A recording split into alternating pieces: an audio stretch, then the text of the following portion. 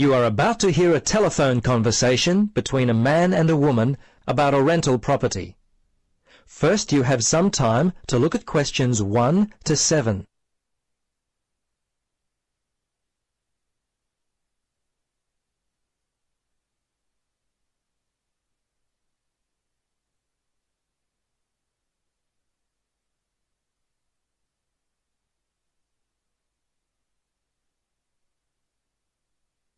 Now, listen carefully and answer questions 1 to 7.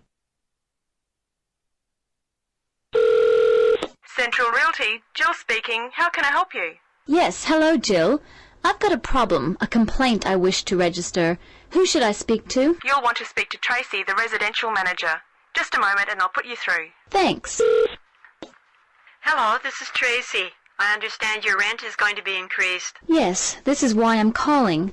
I was told that my rent would not be increased for the length of my 6-month contract, which I signed only 4 months ago. What's going on? Is my landlord allowed to do this? I see. Yes. Okay. That seems strange. Look, can I take down some of your particulars and I'll register a formal complaint to the landlord on your behalf? Yes, sure, that'd be good. Firstly, name and address, contact details. Yes, Jane McSweeney. That's McSweeny. 3 Mauger Street. That's Maugher Street. Winderee, 3355. And the phone there? Yes, you can contact me on 334756, extension 3176. I generally arrive home by 6 o'clock in the evening, so you can call me around that time, but not after 9. Oh, sorry, 8:30, because that's the time I leave for work. Okay, so I should note down that the problem is that your landlord wants to raise your rent. And when did you first move in? Yes, well, the contract began on August 1st, and... oh, hang on. Sorry, that's the ending date. We actually moved in on February the 1st. Before you listen to the rest of the conversation, you have some time to look at questions 8 to 10.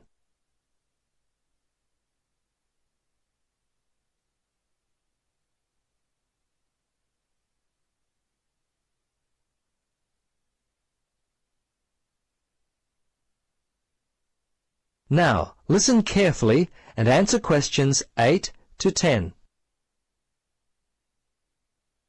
Okay, good.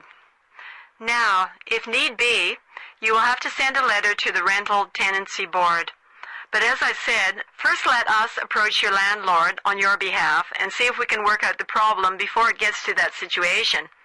I'd be very surprised if you have to send a letter.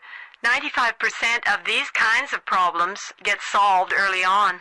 Okay. Now, if you have any problems you need to discuss, feel free to come in and talk with the general manager.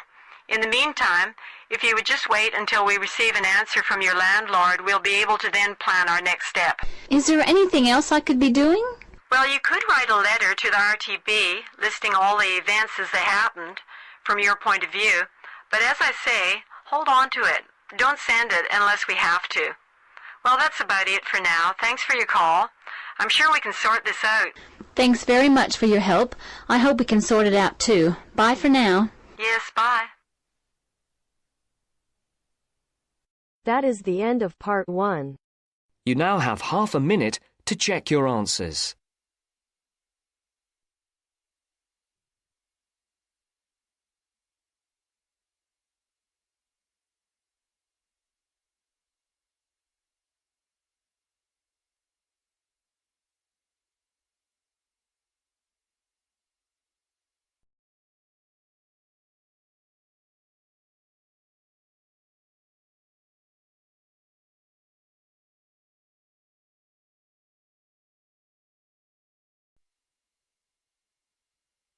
Now turns to part 2.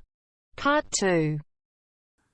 You will hear the director of a new arts centre speaking to a group of local people who have come to hear what the new arts centre will be offering.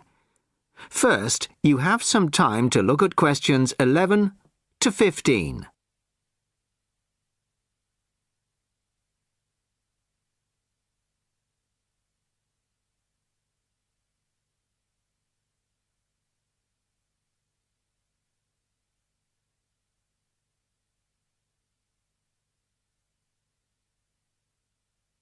Listen carefully to the first part of the talk and answer questions 11 to 15. Well, good evening, everybody. Thank you all for turning out on this cold, wet evening.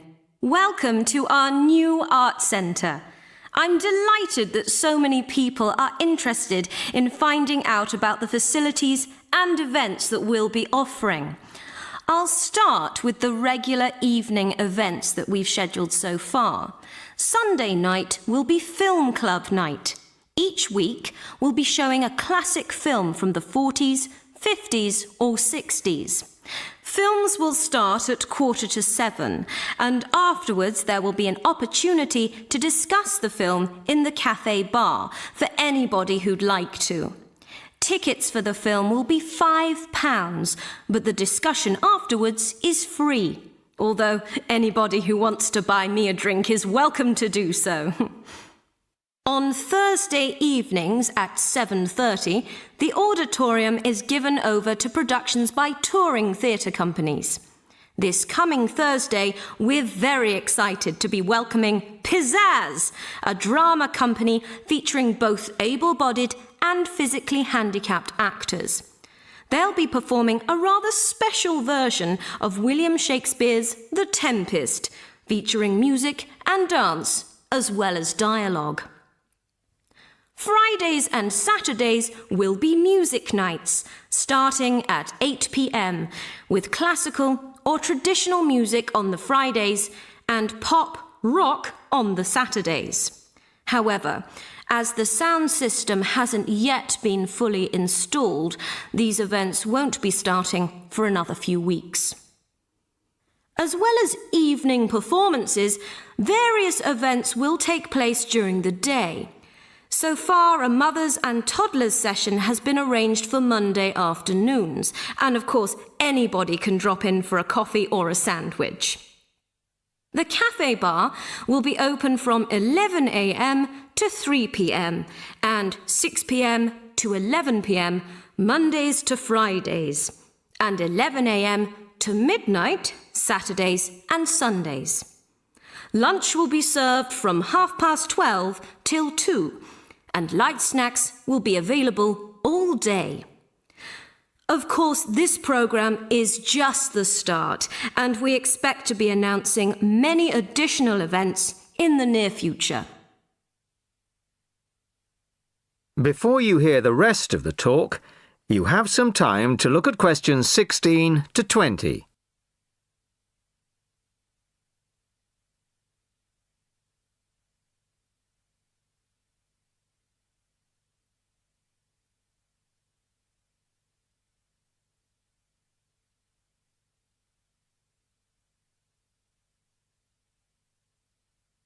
Now listen and answer questions 16 to 20.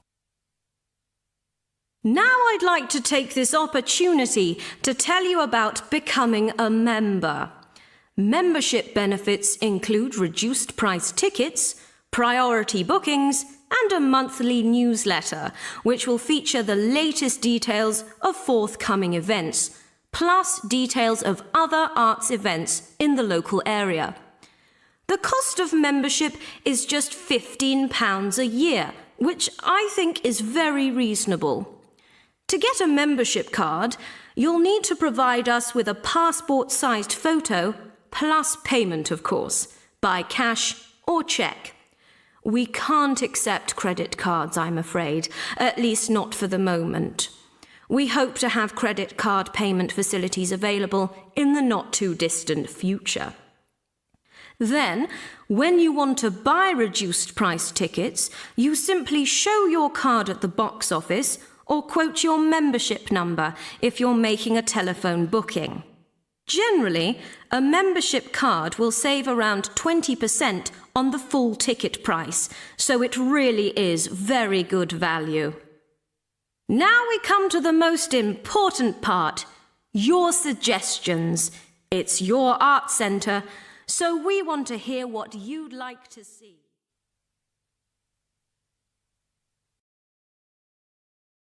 That is the end of part 2. You now have half a minute to check your answers.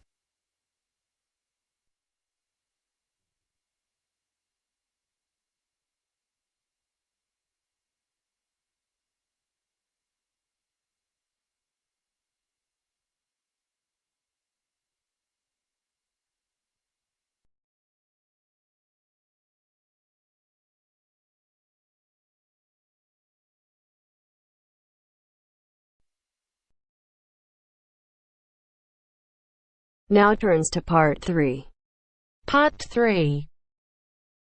You will hear a conversation between a university student and a librarian about using the city archives.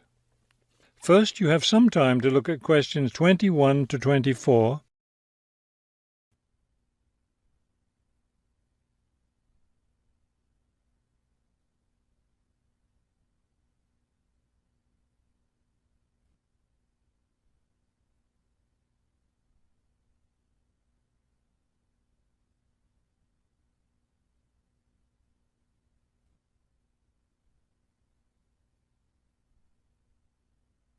As you listen to the first part of the conversation, answer questions 21 to 24. Hello. I was wondering if you could give me some information about using the archives? I'd be happy to. Are you a resident of the city? Actually, I live just outside the city, but I study at the university downtown. That's fine. All you need to do is show your university identification card, and you can use the archives at no charge, as long as your ID card is current, of course. Yes, it's valid. So I don't have to pay anything?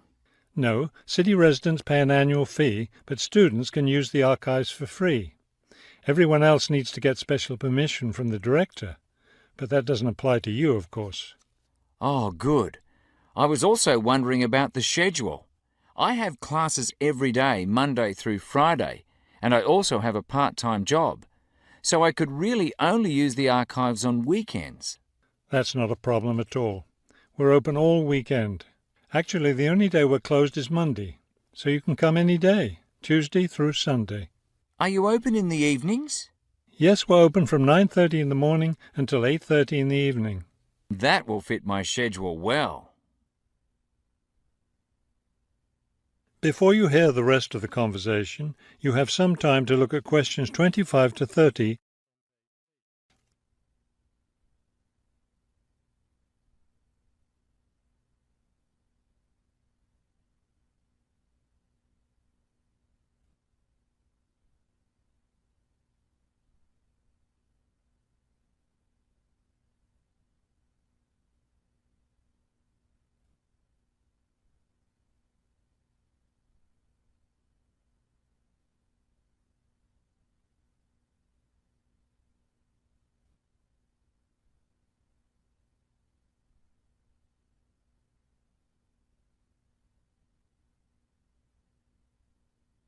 Now listen and answer questions 25 to 30. Is there something else I can help you with? Yes. One thing I'll be needing to see for one of my class projects is old photographs. Do you have photographs of the city in the 19th century that I could look at? Yes, we store all the photographs in the basement. Those stairs over there will take you down to the photography collection. Just tell the librarian there what you're interested in, and he'll help you. Those would be 19th century photographs? Yes, the entire collection is there. Now, if you're interested in seeing documents from the 19th century, those are right here on the ground floor. I would like to see some of those documents. Does that collection include newspapers too? No, all the newspapers from the earliest ones in the 18th century up to the current time are on the second floor. Here, let me just give you this map of the archives, and you'll be able to find whatever it is you need. Thank you. Oh, I see you have a whole room devoted to maps. Yes, on the third floor. That's great, because one thing I need to do is look at how the city has developed over time. I'm sure you'll find a lot of helpful information there. Of course, some of the maps are several centuries old, so generally visitors are only allowed to see photographic reproductions of them. That shouldn't be a problem. What's this on the fourth floor? Ogden's Woolen Mill. As I'm sure you know, Ogden's woolen mill was the major entity responsible for the growth of this city in the 19th century. The Ogden heirs gave money for the archives to devote an entire floor to information about the history of the mill. Will I be able to find information about the Ogden family there? Photographs, personal papers, things like that? Probably the family photographs are stored downstairs in the photography collection. The personal papers would be on the 5th floor, where we keep all the personal papers of famous residents of our city. Thank you so much for your help. I'll be able to do a lot of my research here.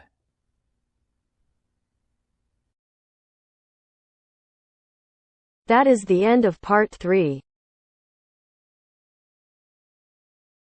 You now have half a minute to check your answers.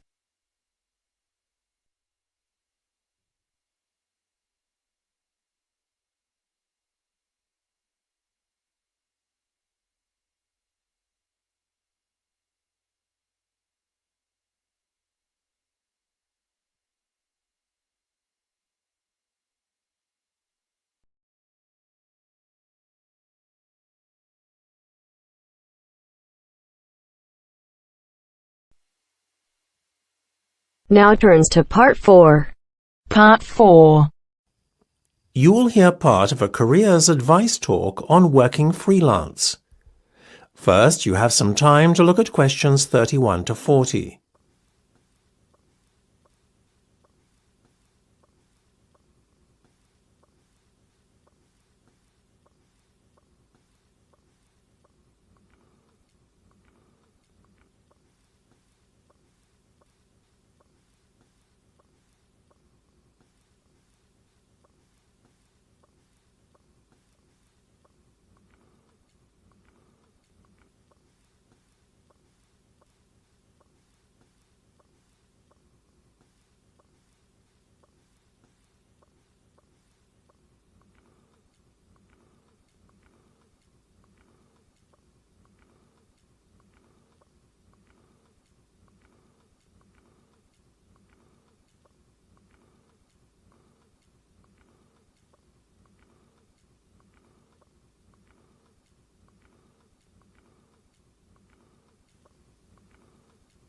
Now listen carefully and answer questions 31 to 40.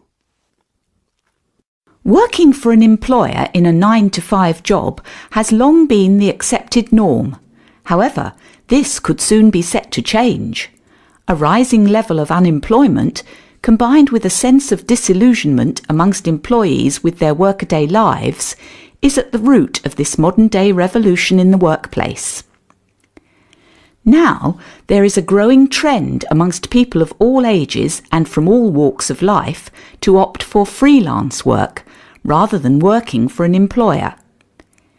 It sounds a risky option and a potentially stressful one, but on the whole, the benefits of freelancing seem to vastly outweigh those of working for someone else. In fact, recent research has shown that those who quit their jobs to work for themselves are the country's happiest and most productive workers. A study conducted by Dr. Jonathan Sapsed from Brighton University's Business School, in conjunction with the Arts and Humanities Research Council, looked at a total of 304 freelancers who were pursuing a range of professions in southern England. They found that, far from struggling to get by, many were not only doing well, but excelling in their new professions. So, what are the advantages of freelancing? Well, there are many. One of the most obvious benefits is not having to be answerable to a boss and having to face criticism or unfair demands. In addition, not being based in an office or shared workplace with competitive or difficult colleagues is another bonus. But what is probably the most attractive pull of working freelance is the freedom to determine your own work schedule. You are no longer at the mercy of a timetable dictated to you by your employer. If you have family commitments, these can easily be fitted around your working hours. Furthermore, if you have an off day one day, it's easy to make up time another day without having to face your employer's wrath when you are being less productive than usual. Those who work in creative and digital industries stand to benefit most from working freelance. In these fields, workers are at liberty to choose their ideal working location, as they are not restricted to working in a set place. It really is an ideal lifestyle that many would aspire to if they were more aware of the options available to them. Lastly, to add to an already convincing list of benefits from doing freelance work, there is the financial reward. Freelancers typically work a 38-hour week and earn a median wage of £43,000, well above the national average of £25,000, and are happier than other workers. It seems that people are now catching on to the myriad benefits that come with working as a freelancer. Currently, there are about 31 million people in work in Britain, and already 4.6 million are self-employed, thereby displaying the vitality of the freelance economy. In fact, so popular is freelancing becoming that it has even been suggested that the government needs to devise a new tax and other policies to support freelancers. Freelancing would seem to be the future of employment and the way forward. It is certainly well worth considering freelancing if you are doubtful about committing to working in a structured environment. That is the end of part 4. You now have half a minute to check your